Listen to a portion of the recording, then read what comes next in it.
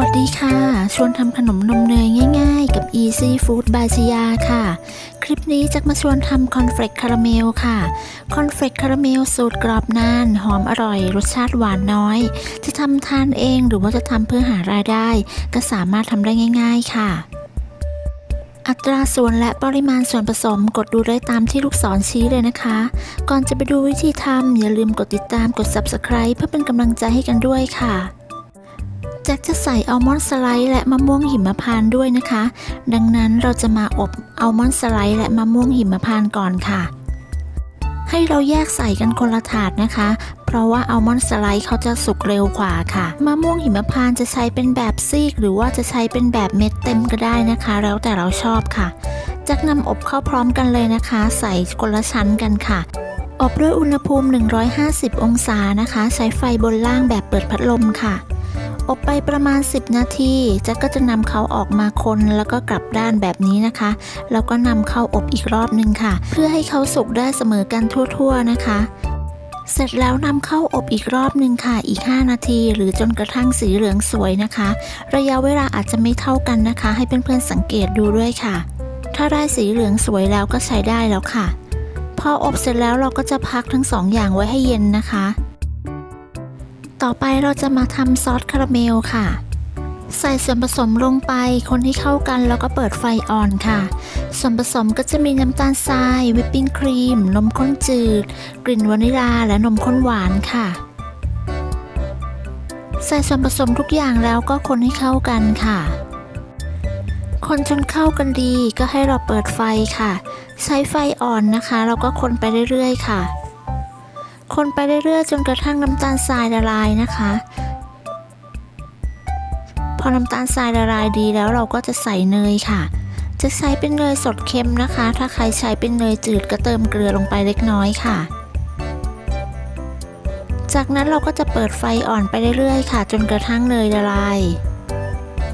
คนไปเรื่อยๆนะคะจนกระทั่งเนยละลายหมดค่ะจะยังใช้เป็นไฟอ่อนเหมือนเดิมนะคะพอเนยละลายเสร็จดีแล้วก็ปิดไฟค่ะแล้วก็พักเขาไว้ให้อุ่นๆค่ะหลังจากนั้นค่ะเมื่อเราพักไว้อุ่นแล้วเราก็จะมาผสมกับคอนเฟลกค่ะแจ็คแบ่งใส่คอนเฟลกเป็น3ส่วนนะคะใส่คอนเฟลกลงมา1ส่วนแล้วก็ใส่ซอสคาราเมลลงไปค่ะคนให้เข้ากันค่อยๆคนนะคะเพราะว่าคอนเฟลกเขาจะแตกหักได้ง่ายค่ะจากนั้นก็ใส่คอนเฟลกลงมาครั้งที่2ค่ะแล้วก็ใส่ซอสคาราเมลลงไปแต่ละครั้งก็ต้องระวังนะคะเพราะว่าคอนเฟลกจะแตกหักง่ายมากๆเลยค่ะคนจนเข้ากันดีแล้วก็ใส่คอนเฟลกที่เหลือลงไปทั้งหมดเลยค่ะการเลือกใช้ภาชนะก็มีส่วนสำคัญนะคะถ้าเราเลือกใช้ภาชนะที่เล็กเกินไปก็จะทำให้เราไม่สามารถคลุกเคล้าส่วนผสมได้ทั่วค่ะพอคนส่วนผสมเข้ากันดีแล้วเดี๋ยวเราจะนำคอนเฟลกไปอบค่ะนำคอนเฟลกที่ผสมกับคาราเมลแล้วเทใส่ถาดนะคะจะกรองด้วยกระดาษรองอบค่ะไม่ต้องทาเนยที่ถาดนะคะจากนั้นเกลี่ยคอนเฟลกคาราเมลให้ทั่วถาดค่ะคอนเฟลกปริมาณ500กรัมแจ็คแบ่งใส่เป็น2ถาดค่ะแล้วเดี๋ยวเราก็จะอบพร้อมกันเลยค่ะ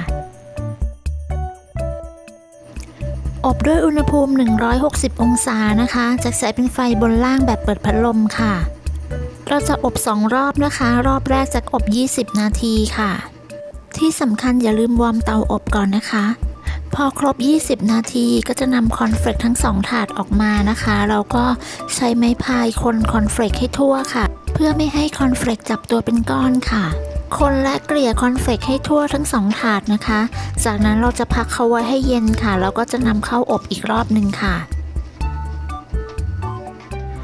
ครั้งที่2เราก็จะอบด้วยอุณหภูมิ160องศาเหมือนเดิมนะคะแต่ครั้งที่2จะอบแค่10นาทีค่ะแจ็คสลับถาดกันด้วยนะคะถ้ารอบแรกถาดไหนอยู่ด้านบนรอบที่2แจ็คก็นำมาวางไว้ด้านล่างค่ะ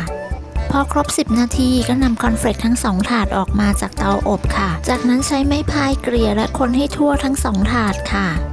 เสร็จแล้วเราก็จะใส่อัลมอนด์สไลด์ที่เราอบนะคะแล้วก็มะม่วงหิมพานต์ที่เราอบไว้ค่ะตามด้วยผลไม้อบแห้งค่ะจะใช้เป็นลูกเกดนะคะแล้วก็กีวีอบแห้งค่ะ เพื่อนๆสามารถใช้เป็นอย่างอื่นก็ได้นะคะ อย่างเช่นแครนเบอรี่สตรอเบอรี่อบแห้งนะคะหรือว่ามะเขือเทศอบแห้งใส่ตามที่เราชอบเลยค่ะ